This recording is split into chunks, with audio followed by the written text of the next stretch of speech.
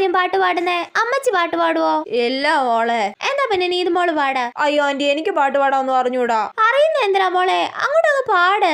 ഇല്ല ആന്റി, എനിക്ക് അറിഞ്ഞൂടാ. അവൾക്ക് 4 ആളുടെ മുന്നിൽ ഡാൻസ് കളിക്കാനോ പാട്ട് പാടാനോ ഒന്നും പറ്റത്തില്ല. അവളുടെ റൂമിലാണെങ്കിൽ അവള് പാട്ടും പാടും ഡാൻസ് കളിക്കും. അല്ലേടി? ആണോ?